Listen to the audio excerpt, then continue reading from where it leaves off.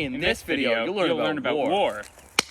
Yeah! Yeah! You ever wondered what kind of weaponry advancements did they make in World War I? No, I haven't. Well, too bad. Here's an image of the first machine gun.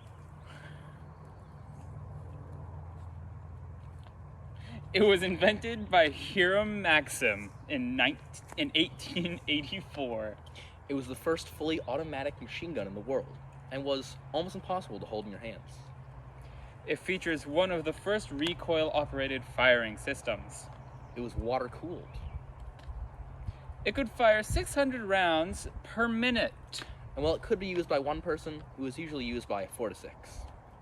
The larger Maxim gun was a water-cooled automatic cannon that fired explosive 1-pound rounds from a belt. So yeah, that was the first machine gun. Now that you told me about machine guns, I'm going to tell you about tanks. No, wait. The first tank was named Little Willie. Wow, hilarious. It was built autumn 1915 by William Foster & Co. It was designed by William Tritton. Fascinating. They were used to cross no man's land to gain ground during trench warfare. Little Willie is the oldest still surviving tank. Wow, so cool.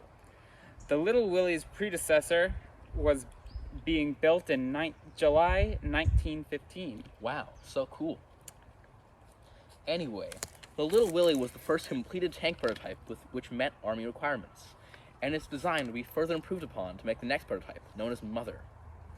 Which would itself be improved upon to make the design for the Mark I tank, which would soon after be deployed in real combat.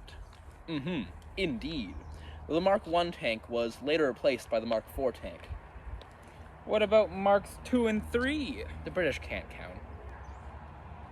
And Mark II and III tanks are used for training and demonstration only.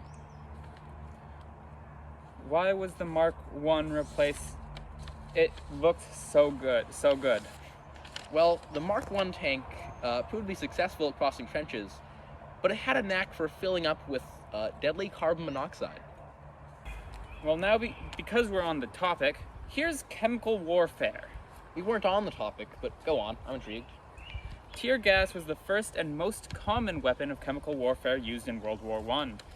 Though the tear gas initially used was a failure, as its small amount didn't actually cause any damage.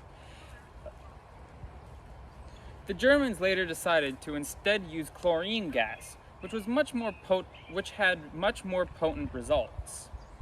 On April 22nd, 1915, German forces released 168 tons of chlorine against French troops. Faced with a new threat, the French soldiers broke rank and scattered. Though it changed nothing, as the gas cloud the Germans made forces unable to advance, and reinforcements made their way before the Germans did.